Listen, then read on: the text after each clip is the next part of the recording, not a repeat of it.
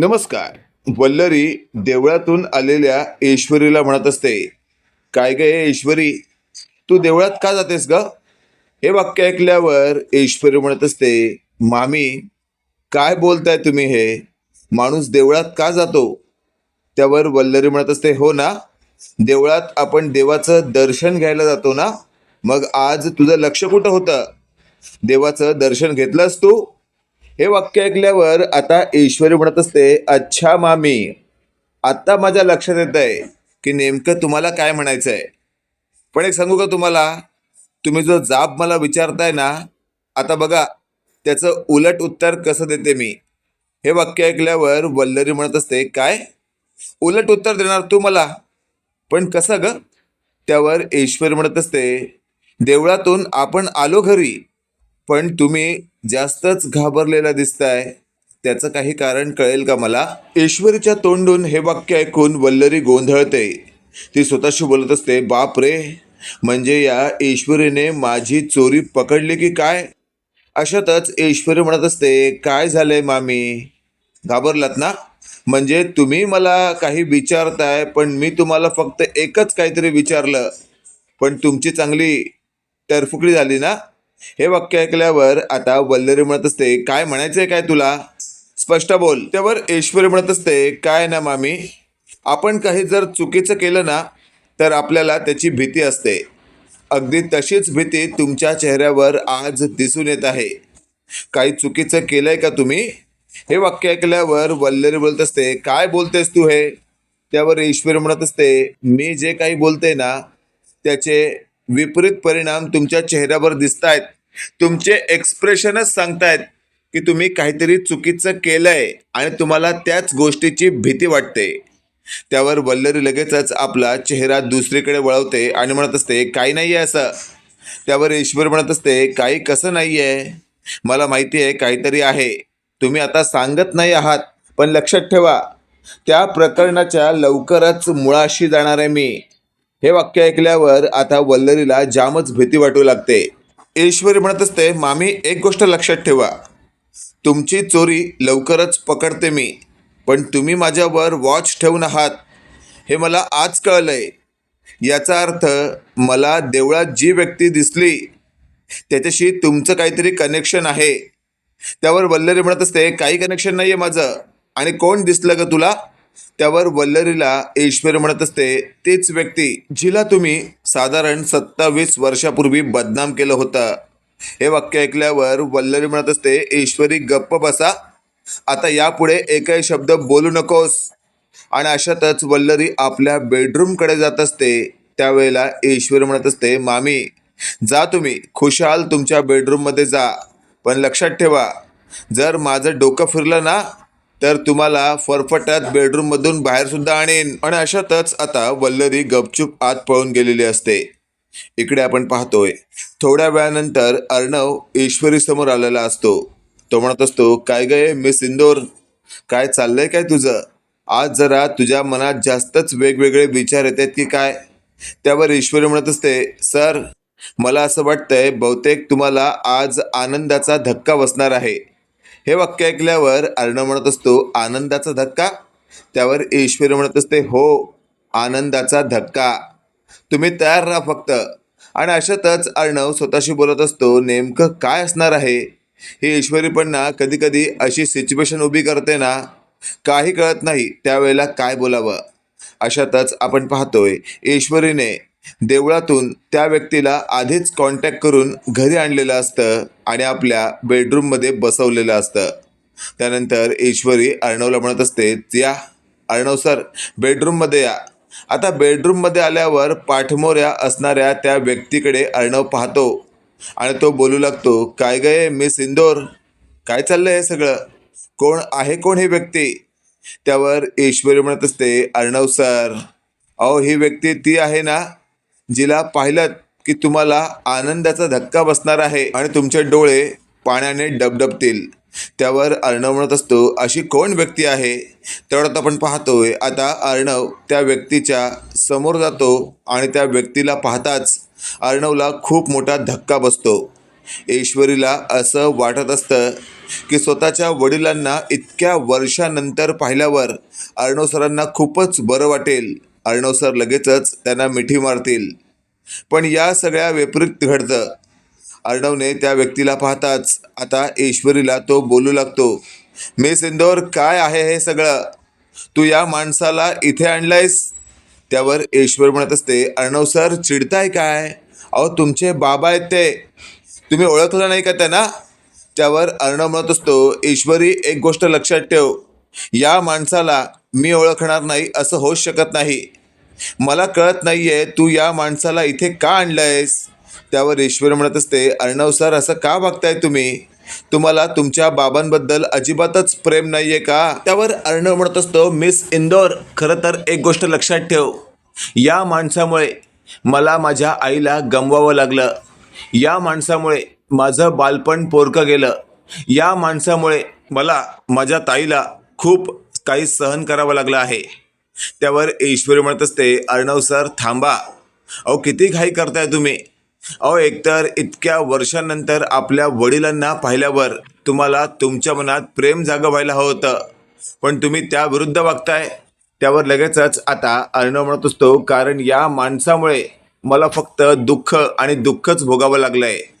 त्यावर लगेचच आता ते व्यक्ती जे असतात तिथून उठतात आणि ते चालू लागतात. ईश्वरी म्हणत असते, थांबा बाबा थांबा. त्यावर अर्णव म्हणत असतो, मिस इंदोर, काय म्हणालीस तू या माणसाला बाबा?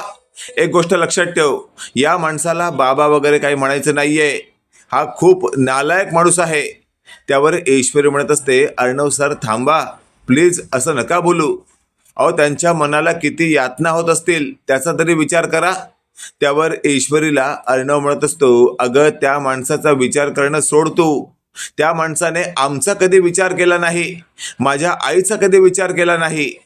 त्या माणसाचा आपण का विचार करायचा? त्यावर ईश्वरी म्हणत असते, अर्णव सर, कारण की तुम्हाला काही गोष्टी माहिती नाही आहेत. तुमच्यासमोर जे चित्र आहे ना तेच तुम्हाला खरं वाटतंय, पण खरं चित्र वेगळं आहे. हे वाक्य ऐकल्यावर आता ईश्वरीला अर्णव म्हणत असतो, मिस इंदोर, तुला ना प्रत्येक वेळी वेगवेगळी स्टोरी बनवण्यातच आनंद आहे, पण लक्षात ठेव, अशा प्रकारे स्टोऱ्या बनवून तू माझं मनोरंजन नाही करू शकत. त्यावर ईश्वरी म्हणत असते, नाही नाही सर नाही, मी तुमचं मनोरंजन वगैरे करत नाहीये, पण लक्षात ठेवा, मला फक्त तुम्हाला हेच सांगायचं आहे की या माणसाचा त्या गोष्टींशी काही घेणं देणं नाहीये. 27 वर्षांपूर्वी जे काही घडलं ना अर्णव सर, ते सगळं ट्रॅप होतं. एका बाईने तुमच्या वडिलांना त्या गोष्टींमध्ये अडकवलं आणि बदनाम केलं. त्यावर अर्णव म्हणत असतो, मिस इंदोर, ती बाई दुसरी तिसरी कोणी नसून तुझी आई सुप्रिया आहे. हे वाक्य ऐकल्यावर आता ईश्वरी म्हणत असते, परत एकदा चुकताय अर्णव सर तुम्ही. माझ्या आईचं नाव घेताय तुम्ही, मी कुठं नाही म्हणते. माझी आई यात इन्व्हॉल्व होती, हे तुमच्या दृष्टीने अगदी बरोबर आहे, पण खरंच त्यावेळेला जे काही घडलंय ना ते मला कळून चुकलं आहे आणि आता मला रीत सर तुम्हाला ते सांगायचं आहे. त्यावर अर्णव म्हणत असतो, मिस इंदोर, मला आता तू काही सांगू नको, या माणसाला आधी इथून बाहेर काढ. त्यावर लगेचच आता ती व्यक्ती उठते आणि बोलत असते, ईश्वरी बाळा, तू मला इथे आणून जो काही मान दिलास ना, खरंच त्यासाठी मी तुझे उपकार कधीच विसरू शकत नाही, पण मला तुझा अपमान होताना नाही पाहायचा आहे, त्यामुळे मला इथून जाऊ दे. त्यावर ईश्वर म्हणत असते, बाबा थांबा तुम्ही, मी अर्णव सरांचा सगळा गैरसमज दूर करते. आणि अशातच आता अर्णव म्हणत असतो, गैरसमज? त्यावर ईश्वरी म्हणत असते, हो गैरसमज. त्यावेळेला जे काही घडलं होतं ना ते वल्लरी मामीने घडून आणलं होतं. हे वाक्य ऐकल्यावर अर्णव म्हणत असतो, ईश्वरी, तू वल्लरी मामीला या सगळ्या प्रकरणात का ओढतेस? त्यावर ईश्वरी म्हणत असते, कारण आज ज्यावेळी मी रमाकांत बाबांना दिंडी यात्रेतून घरी आणत होते त्यावेळेला वल्लरीने मला पाहिलं. वल्लरी खूपच घाबरलेली होती. त्यावर अर्णव म्हणत असतो, पण या गोष्टीशी मामीचा नेमका संबंध काय? त्यावर ईश्वरीने म्हटलेलं असतं, कारण रमाकांत बाबांना ज्या वेळेला वल्लरी मामींनी पाहिलं त्यावेळेला वल्लरी मामी थेट स्वतःशी बोलत होत्या, या रमाकांतला जर ईश्वरीने घरी आणलं तर होत्याचं नव्हतं होईल आणि आता मला काहीतरी केलं पाहिजे. त्यावर लगेचच आता अर्णव म्हणत असतो, पण मामी यात सगळ्यात इन्व्हॉल्व असेल असं मला वाटत नाही. त्यावर ईश्वरीने लगेचच आता अर्णवला म्हटलेलं असतं, आत्ताच्या आता बेडरूममध्ये जा वल्लरी मामीच्या आणि तिला फरफटत खाली घेऊन या. त्यावर अर्णव म्हणत असतो, डोकं फिरले का तुझं? मामीने काही केलेलं नसेल. त्यावर अर्णवला ऐश्वरी म्हणत असते, तुमच्याचाने काही होणार नाही, मलाच आणावं लागेल. आणि लगेचच ईश्वरी वल्लरीच्या बेडरूममध्ये जाते आणि वल्लरीचा हात धरते. वल्लरी म्हणत असते, काय गे ईश्वरी, काय करतेस काय तू? त्यावर ईश्वरीने मागचा पुढचा विचार न करता वल्लरीला धरलेलं असतं आणि फरफटलेलं असतं. वल्लरी फरफटत असते आणि ईश्वरी तिला फरफटत आणत असते. हॉलमध्ये आणलेल्या वल्लरीला आता ईश्वर म्हणत असते, बोल, काय केलं होतंस तू 27 वर्षांपूर्वी? त्यावर वल्लरी म्हणत असते, ईश्वरी, काय चाललंय तुझं? डोकं फिरलंय का? उगाच माझ्यावर कसले पण आरोप लावू नको. त्यावर लगेचच आपण पाहतोय ईश्वरीने रमाकांत यांना आवाज दिलेला असतो, बाबा लवकर बाहेर या. रमाकांत बाहेर येतात आणि त्यावेळेला वल्लरीची बोबडीच वळते. ती रमाकांत यांच्याशी नजर मिळवू शकत नसते, कारण तिने 27 वर्षापूर्वी काहीतरी कांड केलेलं असतं. अर्णव म्हणत असतो, मामी काय चाललंय तुझं? तू नेमकं नजर का चोरतेस? म्हणजे तू काहीतरी कांड केलंयस? त्यावर वल्लरी म्हणत असते, नाही अर्णव, नाही, या ईश्वरीने मला सकाळपासून घाबरवून ठेवलंय. त्यावर अर्णव म्हणत असतो, घाबरवून ठेवलंय? त्यावर वल्लरी म्हणत असते, हो, ती मला म्हणते मी जसं बोलते तसं करायचं, नाहीतर घरातून बाहेर काढून टाकीन. त्यावर लगेचच आता ईश्वरी म्हणत असते, मामी उगाच खोटं बोलू नका, मी असं काही बोललेले नाहीये, हे तुम्हालाही चांगलंच माहिती आहे. आज तुमची पोल खुलणार आहे म्हणून तुम्हाला भीती वाटते ना, पण लक्षात ठेवा, आज तुमचा या घरातील शेवटचा दिवस, कारण यानंतर अर्णव सर तुम्हाला अजिबातच या घरात राहू देणार नाहीत.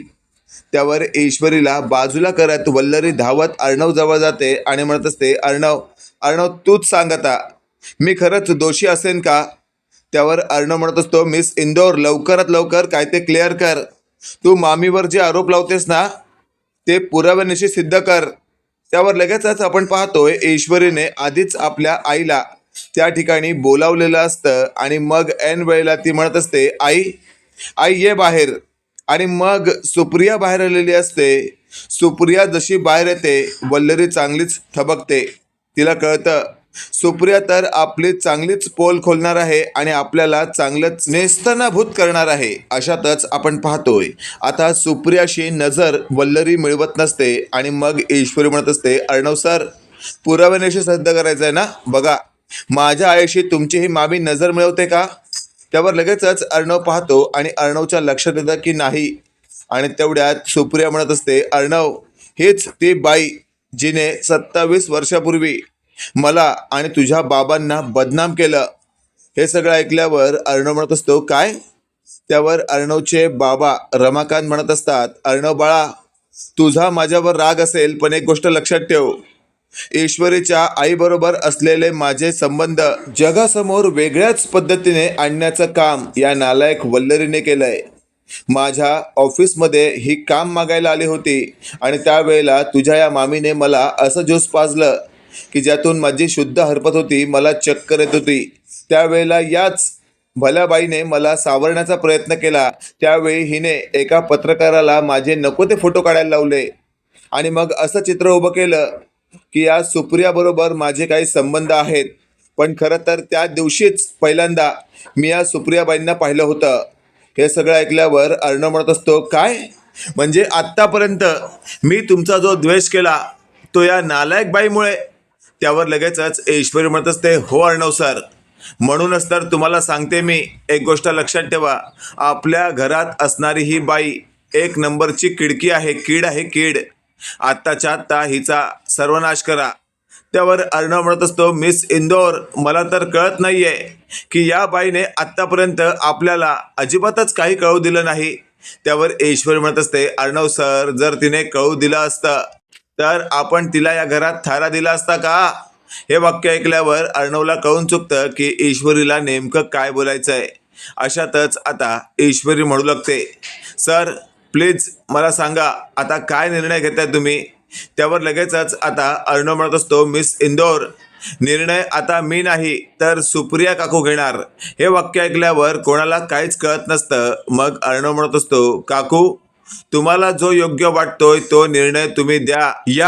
या बाईला काय शिक्षा द्यायची याचा विचार तू कर सुप्रिया काकू. आणि तेवढ्यात आपण पाहतोय मागचा पुढचा विचार न करता सुप्रियाने आधी 2-4 लाफा या वल्लरीच्या गालावर लगावलेल्या असतात. वल्लरी म्हणत असते, ए सुप्रिया, हिम्मत कशी झाली तुझी माझ्यावर हात उचलण्याची. त्यावर सुप्रिया म्हणत असते, थांब दाखवते तुला. आणि मग सुप्रियाने वल्लरीला आडवं पाडलेलं असतं आणि बाजूला एक असलेला दगड उचललेला असतो. आणि मग सुप्रिया म्हणत असते, बघ आता मी काय करते. आणि अशातच आता सुप्रिया तो दगड वल्लरीच्या डोक्यावर मारणारच असते. तेवढ्यात जाऊन रमाकांतने सुप्रियाला थांबवलेलं असतं आणि वल्लरीला वाचवलेलं असतं. अशातच आपण पाहतोय आता रमाकांत म्हणत असतात, सुप्रिया ताई थांबा, आता तुम्हाला उगाचच काही करायची गरज नाहीये. हिला कायद्याने शिक्षा होऊ दे. आणि मग पोलिसांना बोलवून आता या वल्लरीला थेट तुरुंगात पाठवण्यात आलेलं असतं. मित्रांनो, इथे तर क्लिअर आहे की अर्णव आता स्वतःच्या वडिलांना मान देणार. पण या सगळ्या प्रकरणाचं गूढ ईश्वरीनेच उकललं आणि त्यानंतर सुप्रियाच्या मदतीने शेवटी वल्लरीचा खरा चेहरा समोर आला. बाकी तुम्हाला ही स्टोरी कशी वाटली कमेंट करून नक्की कळवा. आणि असेच नवनवीन अपडेट पाहण्यासाठी व्हिडिओला लाईक आणि चॅनलला नक्की सबस्क्राईब करा. धन्यवाद.